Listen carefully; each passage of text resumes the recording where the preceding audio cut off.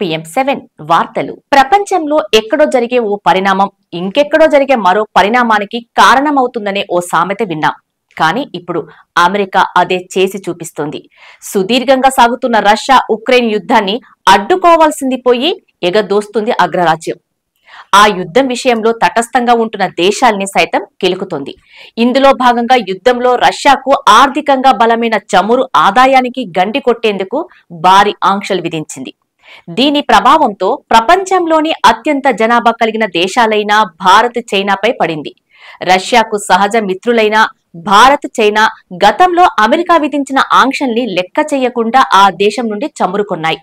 దీంతో తన అవసరాన్ని కూడా దృష్టిలో ఉంచుకొని రష్యా వీరిద్దరికి డిస్కౌంట్ పై భారీగా చమురు అమ్మింది.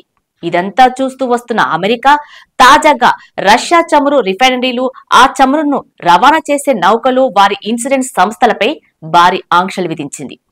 ఈ నేపథ్యంలో భారత్, చైనాకు రష్యా చమురు సరఫరా నిలిచిపోతుంది. ఇన్నాళ్లు రష్యా చమురు డిస్కౌంట్ పై వస్తుండటంతో మిగతా ప్రత్యామ్నాయాలపై పెద్దగా దృష్టి పెట్టని ఇరు దేశాలు ఇప్పుడు తప్పనిసరిగా ఆలోచనలో పడ్డాయి. ప్రత్యామ్నాయంగా తమకు చమురు సరఫరా చేసే మార్గాల కోసం అన్వేషిస్తున్నాయి.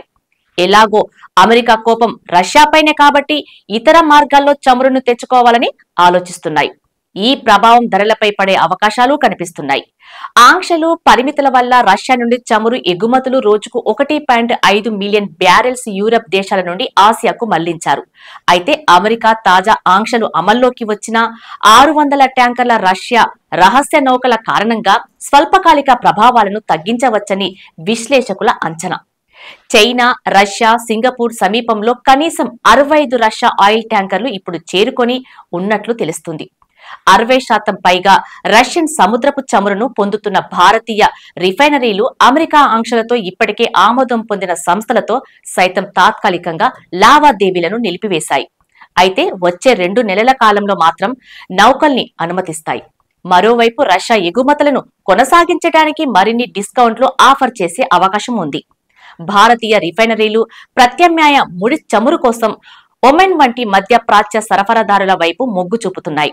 అటు చైనా కూడా అబుదాబి, అంగోలా, బ్రెజిల్, కెనడా నుండి చమురు కొనుగోలు చేస్తుంది.